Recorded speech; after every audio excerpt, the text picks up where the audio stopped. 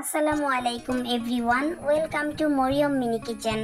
কোরবানির ঈদ তো প্রায় চলেই আসলো, আর এই ঈদে গরু বা খাসির মাংসটাকে আরো বেশি টেস্টি করে রান্না করার জন্য আজকে আমি আপনাদেরকে একটা গরম মশলা তৈরি করে দেখাবো। আজকে তৈরি করব আমি শাহী গরম মশলা।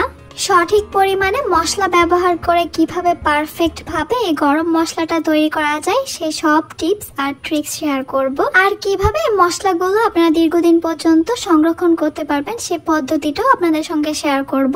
আশা করছি আপনাদের কাছে ভালো লাগবে আর আপনাদের কাজেও আসবে। আমি মশলাগুলো দেখিয়ে দিচ্ছি আর মশলার পরিমাণটাও বলে দিচ্ছি। প্রথমে আমি এখানে নিয়ে নিচ্ছি আস্ত জিরা 3 টেবিল চামচ। এরপর এখানে নিচ্ছি আমি মৌরি বা মিষ্টি জিরা 3 টেবিল চামচ। এরপর নিয়ে নিচ্ছি আমি আস্ত ধনিয়া 3 টেবিল চামচ। এরপর এখানে নিয়ে নিচ্ছি আমি 3 টেবিল চামচ পরিমাণ সবুজ এলাচ। লবঙ্গ নিয়ে নিচ্ছি 3 টেবিল চামচ পরিমাণ। এরপর নিয়ে নিচ্ছি আমি স্টার অ্যানিস বা তারা মশলা 8 থেকে 10টা। এখানে আমি ছোট সাইজেরটা নিয়েছি তাই 8 থেকে 10টা দিচ্ছি। যদি বড় সাইজেরটা নেন তাহলে 4 থেকে 5টা দিলে হবে, কারণ এই স্টার অ্যানিস বা তারা মশলার ফ্লেভার খুবই স্ট্রং থাকে। এবার নিব আমি জয়ফল। আমি এখানে মাঝারি সাইজের 4টা জয়ফল নিয়ে নিয়েছি, খোসা ছাড়ানো। এবার 1 ইঞ্চি মতো করে 10 থেকে 12 টুকরো দারুচিনি নিয়ে নিয়েছি। এবার নিয়েছি এখানে 10 গ্রামের মতো জয়ত্রী। জয়ত্রীগুলো যদি আস্ত হয় তাহলে 4 থেকে 5টা নিয়ে নিলে হবে। এরপর নিচ্ছি আমি এখানে কালো এলাচ 6 থেকে 7টা। যেহেতু আমি সবুজ এলাচও দিয়েছি তাই এগুলো খুব বেশি পরিমাণে দেওয়া যাবে না। এবার নিয়ে নিচ্ছি আমি 5 থেকে 6 পিস তেজপাতা, আর তেজপাতাগুলোকে আমি একটু কেচি দিয়ে ছোট ছোট করে কেটে নিচ্ছি। 10টার মতো দিয়ে দিচ্ছি শুকনো মরিচ। হাফ টেবিল চামচ পরিমাণ দিয়ে দিচ্ছি কালো গোলমরিচ, আর দিয়ে দিচ্ছি হাফ টেবিল চামচ সাদা গোলমরিচ। আপনারা কিন্তু চাইলে যে কোনো একটাই দিতে পারেন। এবার দিয়ে দিব 1 চা চামচ শাহী জিরা। শাহী জিরাটা যদি আপনাদের হাতের কাছে না থাকে তাহলে আপনারা বাদ দিতে পারেন। এবার এই সবগুলো মশলাকে আমি একটু একসঙ্গে মিশিয়ে নিচ্ছি। গরম মশলা কিন্তু দুই ভাবে করা যেতে পারে, রোদে শুকিয়েও করা যেতে পারে, আবার একটু ভেজে নিয়েও করা যেতে পারে। আপনাদের যেভাবে সুবিধা হবে সেভাবেই করবেন। চুলা যদি ভেজে নেওয়া যায় তাহলে আমার মনে হয় গরম মশলাটা খুব বেশি ফ্লেভারফুল হয়, আর দীর্ঘদিন ধরে গরম মশলাটাকে সংরক্ষণও করা যায়। চুলায় আমি একটা প্যান বসিয়ে দিয়েছি আর চুলার হিটটাকে আমি একদমই লোতে রেখেছি। এবার আমি এই মশলাগুলোকে এই প্যানটার মধ্যে দিয়ে দিচ্ছি। শুরু থেকে শেষ পর্যন্ত কিন্তু চুলার হিটটাকে একদমই লোতেই রাখতে হবে। অনবরত নেড়েচেড়ে এই মশলাগুলোকে আমি একটু মুচমুচে করে ভেজে নিব। চুলার হিটটা কোনোভাবে বাড়ানো যাবে না, এই মশলাগুলো যেন কোনোভাবেই পুড়ে না যায় খেয়াল রাখতে হবে।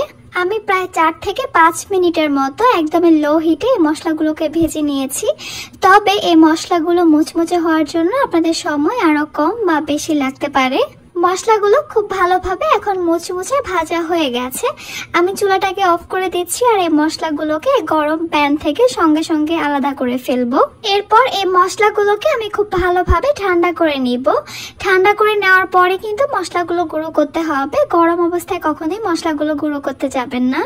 আজকে এই মশলাগুলো আমি ব্লেন্ডারে গুঁড়ো করব, তাই ব্লেন্ডারের একটা জাগে আমি সবগুলো মশলা নিয়ে নিচ্ছি। ব্লেন্ডার ছাড়াও কিন্তু শিলপাটায়ও আপনারা এই মশলাগুলোকে গুঁড়ো করে নিতে পারবেন। প্রথমে আমি কয়েক সেকেন্ডের জন্য ব্লেন্ডারটাকে চালিয়ে নিয়েছি। এরপরে একবার ঢাকনাটা খুলে আমি একটু নেড়ে চেড়ে দিচ্ছি। ব্লেন্ডারটা একটু পর পর অফ করে একটু নেড়ে চেড়ে উল্টে পাল্টে দিলে মশলাগুলো ভালোভাবে গুঁড়ো হবে আর ব্লেন্ডারটারও কোনো ক্ষতি হবে না। আমি প্রায় 3 থেকে 4 বারের মতো ব্লেন্ডারটাকে অফ করে গুঁড়ো মশলাগুলোকে নেড়ে চেড়ে দিয়েছি। এখন কিন্তু আমার এই মশলাগুলো খুব ভালোভাবে গুঁড়ো হয়ে গেছে। এবার আমি এই গুঁড়ো মশলাগুলোকে একটা ছাঁকনিতে করে একটু চেলে নিচ্ছি। এতে করে যে মশলাগুলো ভালোভাবে গুঁড়ো হয়নি আমি ওই মশলাগুলোকে আবারও ব্লেন্ড করে নিব। এইভাবে চেলে নিলে আমরা যে প্যাকেট গরম মশলাগুলো কিনে আনি দেখতে কিন্তু ঠিক সেরকমই হবে।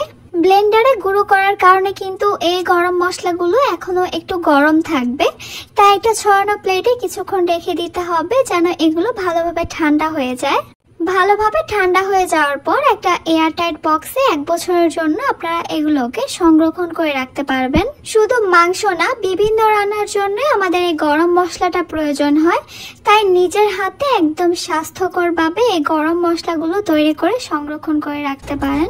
আপনারা কিন্তু চাইলে এখনই গরম মশলাগুলো তৈরি করে ঈদের জন্য কিছুটা কাজ গুছিয়ে রাখতে পারেন।